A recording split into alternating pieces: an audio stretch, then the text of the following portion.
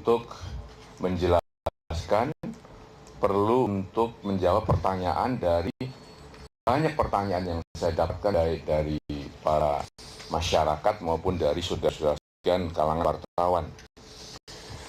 Namun saya sampaikan terlebih dahulu bahwa pada hari ini kapasitas saya bukan sebagai Ketua Umum Partai Hanura, bukan Ketua Umum dari partai politik yang sementara ini telah memberikan dukungan kepada salah satu kandidat presiden dan wakil presiden untuk 2014, bukan. Ya. Kapasitas yang saya gunakan pada siang hari ini dalam memberikan penjelasan kepada saudara-saudara sekalian adalah kapasitas saya sebagai mantan Menteri Pertahanan Keamanan, Panglima Angkatan Bersenjata Republik Indonesia. Itu yang pertama. Yang kedua, kapasitas saya sebagai seorang Muslim yang diwajibkan untuk meluruskan sesuatu yang tidak benar dengan tangan kalau bisa, atau dengan mulutnya, atau mulutnya tidak bisa dengan doanya. Dan hari ini saya akan meluruskan sesuatu yang tidak benar baik dengan mulut dan dengan tangan saya lewat tulisan-tulisan yang nanti akan saya serahkan kepada saudara-saudara sekalian setelah wawancara ini kita selesaikan.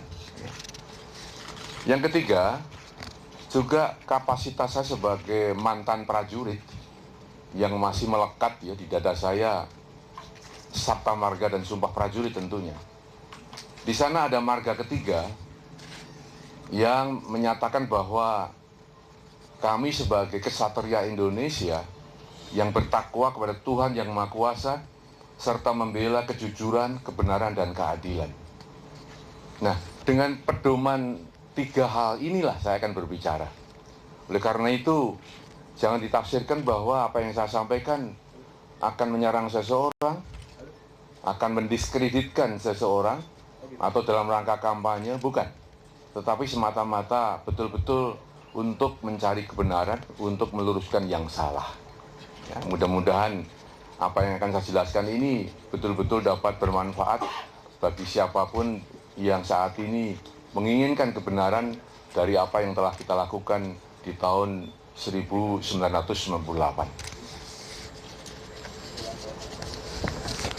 Dari rangkuman pertanyaan yang sudah saya inventarisasi, baik dari masyarakat maupun wartawan, ada 10 pertanyaan yang akan saya jawab. Ya, dengan demikian maka nanti tidak akan ada tambahan pertanyaan karena semua rangkuman pertanyaan sudah saya seleksi dan dapat 10 pertanyaan. Saya akan jawab satu persatu. Setuju ya? Baik. Yang pertama, ada pertanyaan. Bagaimana tanggapan Bapak tentang masalah rekomendasi DKP atau Dewan Kehormatan Perwira terhadap kasus penculikan di tahun 1998 yang saat ini telah beredar di masyarakat dan melibatkan salah satu kandidat presiden? Apakah Bapak setuju hal itu merupakan pembocoran rahasia TNI? Itu pertanyaannya.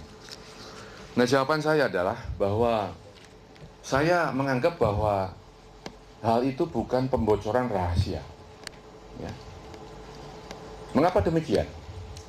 Karena kasus itu, kecuali menyangkut institusi TNI, juga yang menjadi korbannya adalah masyarakat sipil.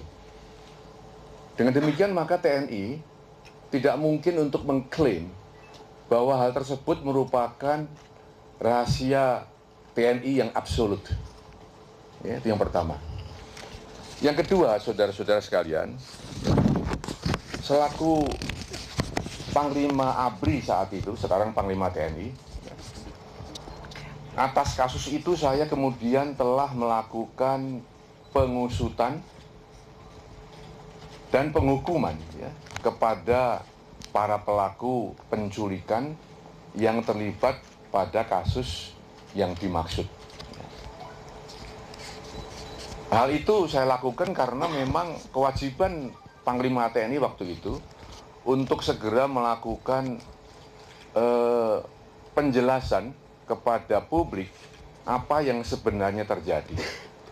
Ya, sehingga dilakukanlah pembongkaran dari kasus itu lewat pengusutan dan menghukum siapa yang bersalah.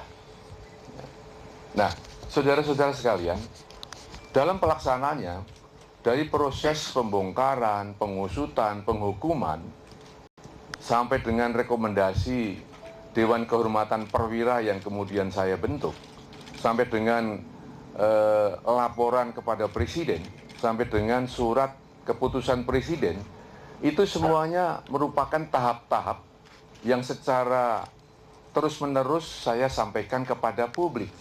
Ya. Coba kita lihat dokumentasi Kompas, ya. 4 Agustus 1998. Di sini jelas saya sudah menyampaikan permintaan maaf kepada masyarakat sebagai Panglima waktu itu karena ada sebagian anggotanya terlibat hal-hal yang menyalahi prosedur, menyalahi etika, melanggar hukum. Ya. Sekaligus saya sampaikan bahwa saya akan memeriksa siapapun yang terlibat. Bukan rahasia. Ya. Nah, dengan demikian maka sebenarnya tidak ada lagi ya yang dianggap sebagai kebocoran rahasia. Karena ini sudah bukan rahasia lagi. Sehingga kalau ini kemudian masih ada yang menyebut bahwa ini merupakan pembocoran rahasia, maka tentu hal ini terasa aneh ya, mengada-ada dan tidak pada tempatnya. Yang pertama. Yang kedua, pertanyaannya adalah, ada tuduhan bahwa beberapa mantan jenderal merupakan pihak yang membocorkan keputusan DKP yang katanya rahasia itu. Bagaimana respon Bapak dalam hal ini? Nah, saudara-saudara sekalian, sudah saya jelaskan tadi bahwa ini bukan lagi rahasia. Ini sudah menjadi milik publik. Karena di tahun 1998 sudah dilaporkan, disampaikan, dijelaskan kepada masyarakat. Ya. Nah, kalau kita berbicara produk ini disimpan di mana, tentunya ada satu prosedur bahwa segala surat menyurat, segala keputusan yang menyangkut TNI atau ABRI saat itu ya, disimpan di Sekretariat Umum Mabes TNI, ya, Sekretariat Umum Mabes ABRI saat itu. Tentu saya sebagai Panglima tidak ada kegiatan untuk menyimpan segala surat-surat yang saya tanda tangani, surat-surat yang saya anggap sebagai satu kebijakan Panglima ABRI saat itu, yang jumlahnya barangkali sekian tahun ribuan, ya, tidak ada. Namun begini, saya kira kita jangan terjebak kepada soal bocor-membocor, karena kembali tadi bahwa ini bukan rahasia lagi. Tapi yang terpenting adalah bagaimana kita bersama-sama melakukan satu langkah-langkah untuk membuktikan autentikasi dari surat itu. Mengklarifikasi bahwa surat yang beredar sekarang, produk Dewan Kehormatan Perwira itu benar atau salah. Ya. Sangat mudah saat ini untuk menentukan, memastikan apakah tanda tangan dari tokoh-tokoh yang telah ditunjuk baik sebagai pimpinan DKP, sekretaris DKP, wakil DKP, atau anggota DKP. Itu sekarang masih ada semua. Jenderal Purnawirawan Subagio HS sebagai ketua DKP. Ya. Kemudian sekretarisnya seperti Letnan Jenderal Jamari Caniago, wakilnya Letnan Jenderal Fahrul Rozi, anggotanya ada di sana Letnan Jenderal Agung Gumelar, Letnan Jenderal Susilo Bambang Yudhoyono, ya, Letnan Jenderal Ari Kumaat sudah meninggal, maaf ya. Ya, kemudian Letnan Jenderal Yusuf Kartanegara. Karena yang ditunjuk menjadi anggota DKP adalah setingkat yang diperiksa atau lebih. Ya. Dan bukan tituler. Kalau Mahkamah Militer bisa tituler, ini tidak. Dan mereka masih ada. Tanda tangannya bisa diautentikasi. Substansi dari produk DKP bisa ditanyakan kepada beliau-beliau itu. Saya kira 6 orang nggak ada yang kemudian semuanya lupa. Ya. Pasti ada yang ingat bahwa substansi dari DKP itu benar atau salah. Nah, mengapa ini kita lakukan? Karena ini menyangkut kredibilitas calon pimpinan nasional. Jadi bukan main-main. Tidak bisa kemudian dipermainkan. Tidak kemudian bisa ya dilakukan satu langkah-langkah untuk melakukan deviasi dari substansi bunyi surat di DKP itu. Karena sekarang saya perhatikan banyak kalangan yang kemudian mendiskursuskan ini asli apa tidak. Ini dokumen abal-abal, ini dokumen yang tidak ya resmi dan sebagainya. Saya kira justru tugas kita untuk meneliti itu, apakah itu ya otentik atau tidak. Yang ketiga pertanyaannya yang saya terima adalah ada tuduhan bahwa pembocoran rekomendasi DKP serta penjelasan beberapa tokoh militer yang ditunjuk sebagai bagian dari DKP merupakan langkah yang sangat disesalkan. Ya, disebabkan ada perasaan dengki, dendam, iri hati karena kalah bersaing, dan sebagainya. Bagaimana pendapat Bapak? Teman-teman sekalian, dalam tubuh TNI atau institusi ABRI saat itu, persaingan itu wajar. Persaingan antar perwira itu merupakan persaingan yang sportif ya, dan tidak kemudian disertai dengan rasa dendam dan iri hati. Sebagai contoh saja, saya angkatan 68 diangkat sebagai Panglima ABRI menggantikan angkatan 61. Berarti saya melewati waktu itu 7 angkatan sekaligus. Apakah beliau-beliau itu kemudian sakit hati dan dendam kepada saya? Bukan. Tidak pernah. Ada loyalitas yang melekat dalam institusi TNI yang juga melekat pada setiap oknum-oknum perwira di sana. Tidak ada. Contoh lain misalnya, 2004 saya bersaing dengan Jenderal Purnawirawan Susilo Bambang Yudhoyono ya untuk menjadi Presiden Republik Indonesia. Yang jadi siapa? Presiden Susilo Bambang Yudhoyono. Apakah saya sakit hati? Dendam? Iri hati? Tidak. Saya masih bertemu dengan beliau, masih hormat karena beliau sebagai seorang Presiden Republik Indonesia. Jadi, saudara sekalian, pahami bahwa tidak ada perasaan seperti itu pada diri para perwira yang kemarin melakukan satu wawancara mengenai masalah Dewan Kehormatan Perwira. Beliau-beliau itu semata-mata hanya ingin sebagai prajurit Sabta Marga yang menegakkan kebenaran, kejujuran, dan keadilan, hanya ingin mendudukkan permasalahan pada tempatnya. Karena mereka ada di sana. Mereka ada saksi hidup. Mereka merupakan bagian dari pelaku-pelaku dalam kasus penculikan itu. Walaupun dalam kapasitas yang berbeda. Ya. Dengan demikian maka tidak pada tempatnya ya kalau kemudian ada satu justifikasi, ada satu tuduhan, bahkan dengan hujatan-hujatan bahwa itu karena ada perasaan dengki, iri hati, dan ingin menghancurkan. Bukan. Tapi semata-mata ingin mendudukkan permasalahan itu dengan benar. Dan saya kira para purnawirawan itu punya hak ya untuk menyampaikan kebenaran. Agar tidak ada polesan-polesan yang mengingkari sejarah. Sejarah tidak boleh diubah. Sejarah tidak perlu diubah. Yang kita ubah adalah masa depan dengan referensi sejarah itu. Ya, oleh karena itu, saudara-saudara sekalian, kalau seandainya pernyataan beliau-beliau itu, para mantan jenderal itu dianggap merupakan pernyataan yang bohong, pernyataan yang mengada-ada, saya kira ada wilayah hukum yang menunggu di sana. Bawa aja ke ranah hukum, ya, untuk kita lakukan proses peradilan di sana. Tapi bukan dengan cara saling menghujat satu dengan yang lain.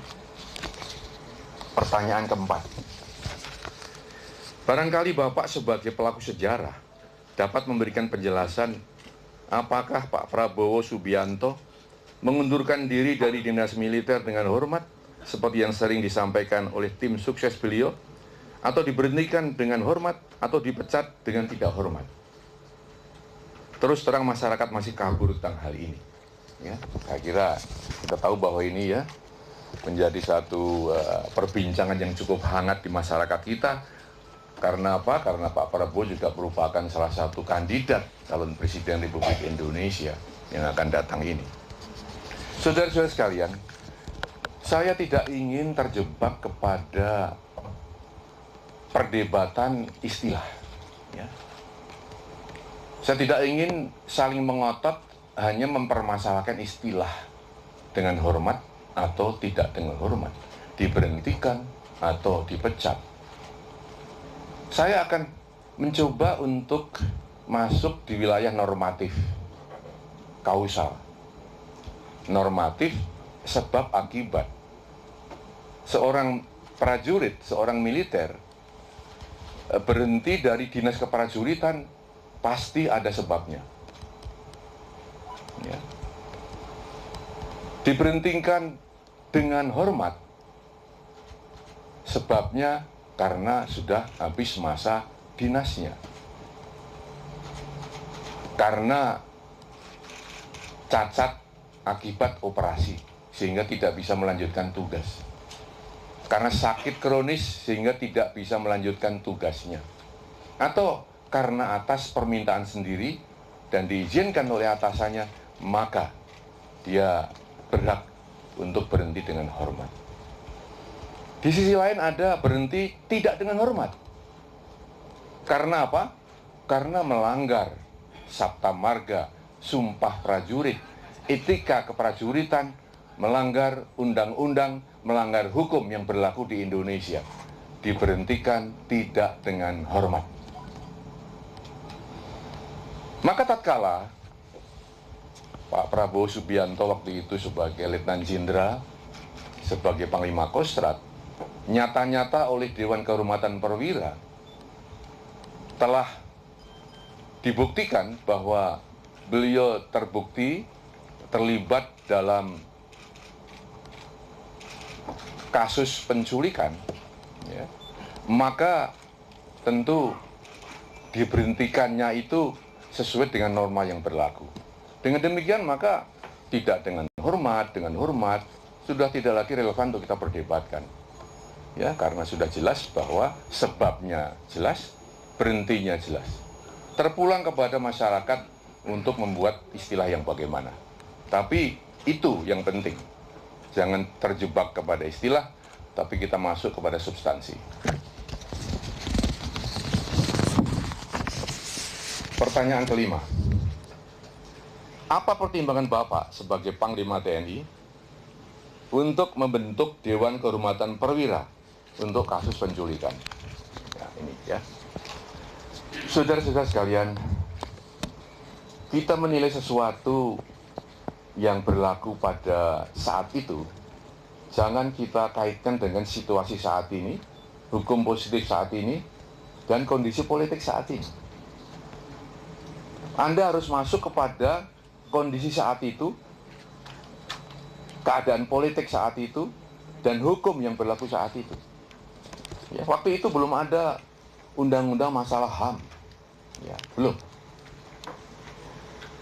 Dan dalam sejarah TNI, maka sebenarnya ada prosedur baku untuk membentuk Dewan Kehormatan itu ada. Misalnya saja tahun 52 atau 1952, Menhan waktu itu, Menteri Pertahanan waktu itu, Sri Sultan Hamengkubuwono ke-9, itu mengangkat Dewan Kehormatan untuk menyelesaikan kasus Kolonel Bambang Supeno tahun 50-an itu, ya, 52. Lalu pada kasus tahun 80-an itu ada kasus Ferrari Permesta, ya, yang diselesaikan lewat Dewan Kehormatan juga. Selanjutnya pada kasus tahun 50-an ya, 50-an maaf. Tahun 80-an ada kasus Santa Cruz ya, di mana ada penembakan yang dianggap brutal di kuburan Santa Cruz di Timor saat itu, sekarang Timor Leste. Itu juga Kepala Staf Angkatan Darat membentuk Dewan Kehormatan. Di tahun 98, tatkala saya sebagai Panglima ABRI menghadapi kasus penculikan, saya juga menggunakan perangkat Dewan Kehormatan Perwira untuk mengetahui sejauh mana perwira menengah atau perwira tinggi yang terlibat di dalam kasus itu. Mengapa itu digunakan? Sebenarnya itu untuk mencegah agar Panglima tidak serta-merta membuat keputusan pribadi yang barangkali ada sangkut pautnya dengan hal-hal yang bersifat kepentingan pribadi, interest pribadi. Itu dihindari dengan membuat Dewan Kehormatan Perwira ya. Dan hasilnya sudah jelas ya, bahwa Dewan Kehormatan Perwira masalah kasus penculikan tahun 1998 merekomendasikan Panglima Kostrat waktu itu untuk diberhentikan dari Dinas Keprajuritan. Dan itulah yang berlaku. Pertanyaan ke-6, saudara-saudara sekalian. Dalam debat calon presiden, Pak Prabowo menyatakan apa yang dilakukan sekitar 1998 merupakan bagian dari tugasnya untuk membela negara. Selebihnya, tanyakan saja kepada atasan saya. Ya. Sebagai Panglima ABRI saat itu, Bapak adalah atasan dari Pak Prabowo. Terus terang masyarakat menunggu penjelasan dari Bapak. Nah, ini banyak yang bertanya kepada saya. Saya nggak ikut perdebatan, tapi ikut terlibat nama saya di sana. Dan harus menjawab. Ya, kalau tidak saya jawab, ada sesuatu yang hilang dari perdebatan itu. Maka di sini saya memberikan penjelasan secara normatif begini. Ya. Penculikan itu, atau aksi penculikan oleh oknum, ya saya katakan oknum, ya, Kopassus Angkatan Darat, itu dilakukan pada medio Desember tahun 1997 sampai dengan Maret 1998. Ya. Pada saat penculikan berlangsung, Panglima ABRI-nya waktu itu masih Jenderal Purnawirawan almarhum sekarang, Faisal Tanjung. Nah, pada saat bulan Maret, 7 Maret tepatnya ya, pada saat kasus itu harus dibongkar, terungkap, diusut, saya kebetulan sudah mengganti sebagai Panglima ABRI. Ya. Dengan demikian, waktu kasus itu terjadi, Panglimanya masih yang lama, waktu pengusutan, Panglimanya yang baru, saya. Saudara sekalian, saya koordinasi dengan Pak Faisal Tanjung waktu itu. Saya tanyakan kepada beliau, Pak, apakah Bapak pernah memerintahkan untuk menculik? Apakah Bapak pernah memerintahkan untuk melakukan aksi-aksi represif? Beliau mengatakan tidak. Tidak pernah saya, kan begitu. Betul-betul tidak pernah. Saya pun mengatakan saya juga tidak pernah. Saya melanjutkan kebijakan ABRI waktu itu menghadapi mahasiswa, aktivis, demonstran dengan cara-cara persuasif, dialogis, komunikatif, bukan dengan cara-cara represif. Cara-cara kekerasan dan represif hanya digunakan apabila terpaksa dan betul-betul atas perintah Panglima. Itu. Ya, dengan demikian maka saudara-saudara sekalian, ya, tidak ada kebijakan dari pimpinan TNI atau pimpinan ABRI yang ekstrim waktu itu untuk memerintahkan melakukan penculikan, tidak ada. Dan pada saat saya dialog dengan Pak Prabowo Subianto saat itu, pada saat saya menanyakan kenapa melakukan hal itu, maka saya yakin bahwa itu dilakukan atas inisiatif sendiri atas dasar analisis keadaan yang berlaku saat itu. Ya, ini ada di Kompas juga sudah ditulis. Ini sudah saya laporkan juga kepada Pak masyarakat. Jadi bukan hal baru ya. Mungkin bagi wartawan yang waktu itu masih umur 5 tahun ya, sekarang nggak tahu ini. Tapi ini ada ya. Jangan dianggap ini hal yang baru.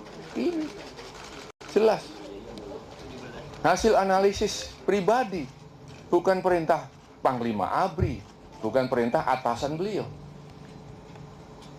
Ini supaya jelas ya. Kembali tadi ini hanya pembenaran dari apa yang sekarang simpang siur itu. Ya. Kemudian pertanyaan yang ketujuh. Sampai saat ini masih ada pemberitaan bahwa Bapak selaku Panglima ABRI merangkap Menteri Pertahanan Keamanan, ya, Menhan Kampangap, terlibat dan ikut bertanggung jawab terhadap kasus penembakan Trisakti, kasus kerusuhan Mei dan penculikan di tahun 1998. Bagaimana tanggapan Bapak? Nah, saudara-saudara sekalian, ini penting saya jelaskan ya, karena masih juga itu terus ya berlangsung dakwaan tuduhan semacam itu. Saudara-saudara sekalian, dalam setiap kasus, dalam setiap peristiwa, selalu saja ada dua pihak. Ya. Khusus untuk kasus penembakan, kerusuhan, penculikan. Menuju Headline News bersama